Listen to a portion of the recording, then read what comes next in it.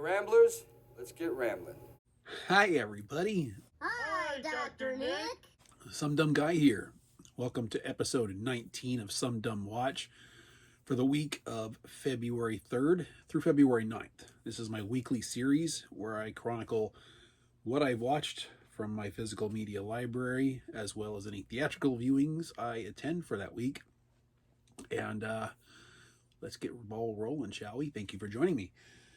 First up, from my recent unboxing, I got my hands on a James Stewart classic Western. I believe this was from 1954, starring the aforementioned Mr. Stewart, Ruth Roman, and a bunch of other people. Walter Brennan. This is an Arrow title I picked up recently, the first of in a long time. I don't think the transfer on this was particularly spectacular, I'm sorry to report, which is sad in the sense that this takes place and or is filmed in the wilds of Australia and Western Canada. And there's some magnificent backdrops: mountains, forest land, rivers, glaciers. And I think it could look a lot better than it does. I'm blurry again. De-blurred. Poof. I enjoyed the movie quite a lot. It's a good story. Mr. Stewart knocks it out of the park as always, and happy to have it in my library. I just wish that it looked better. It says here that it comes from a 2019 restoration of the original camera negative by Arrow Films. So an in-house restoration with Arrow's reputation. I would have expected better. However, very good movie. Still probably look loads better than it ever would on DVD or VHS or network TV, cable, whatever. Far Country is about, I don't want to call it cattle rustler. He's a cattle driver.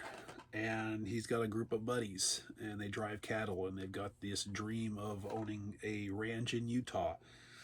And they're trying to make enough money to buy said ranch. And they end up inserting themselves into various circumstances, intentionally and otherwise, that lead them into a community being overtaken by corrupt officials, thieves in a lawless zone, and Mr. Stewart has to lay down the law, as he does. Next up, this is going to be kind of a recurring theme for the most part, again from a recent unboxing. We got another Western, this one being from 1979, starring Gene Wilder and Harrison Ford. There was a bit of a subversion of expectations in this film, but it is the Frisco Kid. Who is the Frisco Kid? What is the Frisco Kid referring to in the title? Nobody knows, except probably the person that named it, because it doesn't appear to be referenced to anything. We've got a story basically of Gene Wilder playing an outcast Jewish rabbi sent to America to become the rabbi of San Francisco because they were lacking one in their Jewish community. And they're more of a guise to get him away from their own community of the school. I'm not an expert at all in Jewish tradition or religion at all, but he was the next to bottom of the list of like something like 88 students to graduate. And so he was an embarrassment. They send him to be the rabbi in San Francisco. So he sails to the U.S. on the East Coast, gets there, and is supposed to be taking another ship around to San Francisco. The ship already sails, so he has to travel cross country, and these are his adventures, where he meets up with Harrison Ford's character, and these two are very much like an odd couple. Not nearly the comedy I was expecting it to be, although there are some funny moments in it. It is more of a heartfelt, sincere story than it is anything else. And Gene Wilder gives a very solid performance. Harrison Ford is very much Han Solo. He is. released a year before Empire Strikes Back. Good movie for the most part, not nearly as engaging as I wanted it to be. It took a bit of more of an effort for me to get through that one than it did the previous.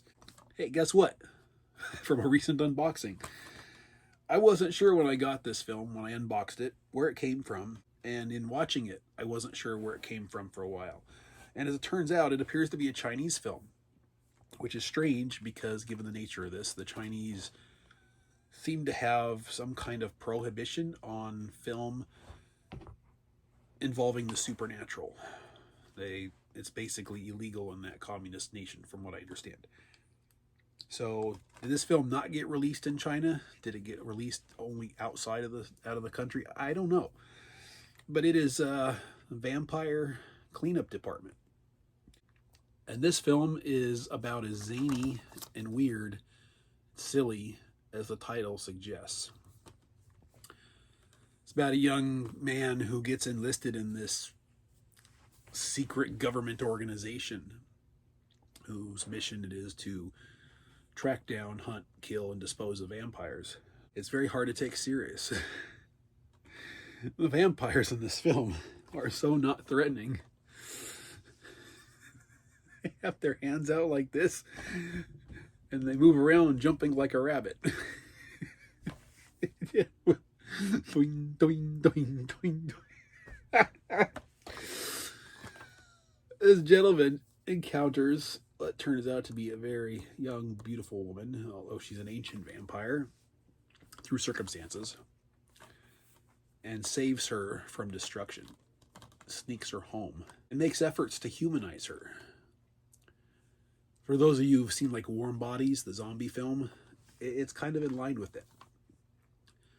For the first half hour or so, hey look, there's an image of one of the traveling vampires right there. For the first half hour of this film, I didn't know if I'd be able to get through it. And it's only 93 minutes. But it was... I was like, is this going to be... is this going to be enough to be so bad it's good? And as it turns out, it kind of is. Because as awkward as it was at the start, the overall film and the story actually became quite touching. And where it was like, okay, I'm tempted just to get that remote and turn this off at any second. I stuck it out and I got through the entire thing. And by the end of it, I was like, hey, kind of like that. Vampire Cleanup Department. I got this for like something like $7.50 off of Amazon. It dropped down on, and it was from 2017, Chinese film. Doing, doing, doing.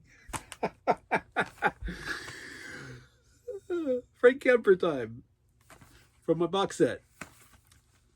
What year are we on now? We're still at 1931, surprisingly. This guy just, Mr. Capra, he keeps on trucking through.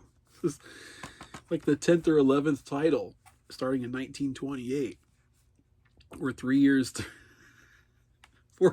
into this. 11 films, and that's just for Columbia. Wow.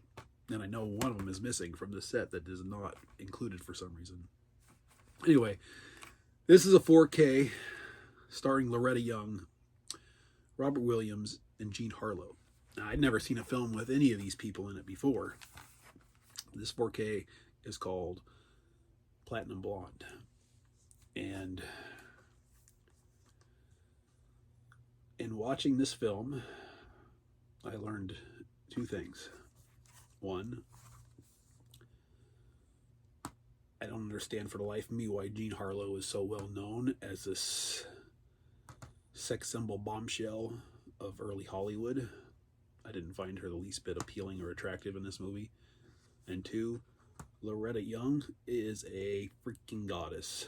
She suffered in this film from that early 30s thin penciled in eyebrow look that was brief in the flapper era. That's not flattering for anybody at all. But in doing a little homework on this,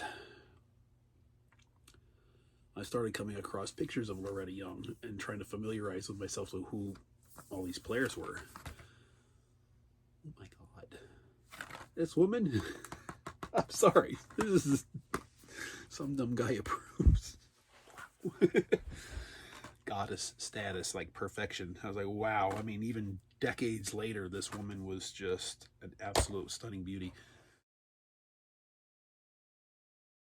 The film, though. Newspaperman, reporter, inserts himself into the lives of a rich family involved in romantic scandal and trying to buy their way out of bad publicity. He won't comply, but for reasons unexplained, the daughter in the family, Jean Harlow, and the man played by Robert Williams have this little spark. Jean Harlow's character, the Platinum Blonde, becomes determined to civilize him. A la Pretty Woman, maybe, I guess. And he gets caught up in it, and they end up eloping, getting married, much to the chagrin of the family at large. He never fits in. He never gets suitably involved. Loretta Young plays a coworker of his at the newspaper who's apparently in love with him, and he's completely oblivious. He views her as one of the guys, a buddy, a colleague at work, nothing more. So you have this kind of love triangle, although you don't really get the impression that Jean Harlow and Robert Williams, I keep wanting to say Robin Williams, ever really love each other or feel any sense of affection to each other. That's the one part of the scenario that's like, okay, are they using each other? But they don't seem to be trying to get anything out of one another. But it's odd. So it's just a bunch of random scenarios. Overall, it's a pretty good film. It's well acted. It looks beautiful. I was very happy with that. Very vibrant, crisp. And so, once again, the Frank Capra at Columbia collection pays off in spades. Next up, we are still continuing on, although a little bit less progress this week, trying to focus on more movies, as I discussed last week, for greater balance. Because I need more than just saying, hey, look, I'm still watching the same TV shows. But I am watching the same TV shows. Season 5 of Seinfeld. I think I'm only on disc 2 out of 3 on this, so I might be approaching the halfway point. Season 5 is great, loving it. I think I just watched the episode of Conversion, where George becomes a Latvian Orthodox Jew. As one does, because woman. So, hilarity ensues. Yeah, and you know, I gotta wrap this up. Star Trek Enterprise. Complete series. Still trucking through season 4. I'm about 2/3 of the way through, if memory serves. I'm on the last episode of the disc that I'm watching now, which is what? Disc 5 of season 4. I've got 2 discs left, so we're getting down to the wire here, and then I can stop saying, hey, look what I'm still watching after every single episode of SumDumWatch so far, 19 episodes in. In closing, theatrical viewings to this week. Thursday afternoon, I went and saw the new horror comedy, Hard Eyes. Blast. This has been reviewed on my channel. If you're interested, check that out. By all means, please. This is a fun ride. Subversion of expectations all over the place, mixed with a lot of traditional horror tropes. The ending is over the top. There's like 2 separate endings for this film. No spoilers. I would have preferred going with the first one, because the overall ending explanation that we didn't actually need left something to be desired for me. I still recommend the movie. I had a lot of fun with it, and looking forward to adding it to the library when time comes. Next up, Friday night, I went in for some Ke Huy Quan. Love Hurts. Ooh, love hurts. Which they never actually play in the film, not even in the closing credits. Perfect opportunity lost. Really fun action film. more comedic version of, let's say, a Nobody or a John Wick, same kind of thing, also reviewed this film for my channel. So please take a look for more details. Ke Huy Quan has the same kind of vibrant energy that draws you in as he did when he was starring in Everything Everywhere All at Once. And that was like, in my review, for those who may or may not watch it, I remarked that it's really interesting to be able to look at a middle-aged Asian man and call him adorable. And I still laugh when I think about it, but that's exactly what he is. And there's no denying it. You just can't dispute it. I mean, it's like Ke Huy Quan is he's adorable. And I say that as a non-gay man. Not that there's anything wrong with that. Anyway, that sums it up.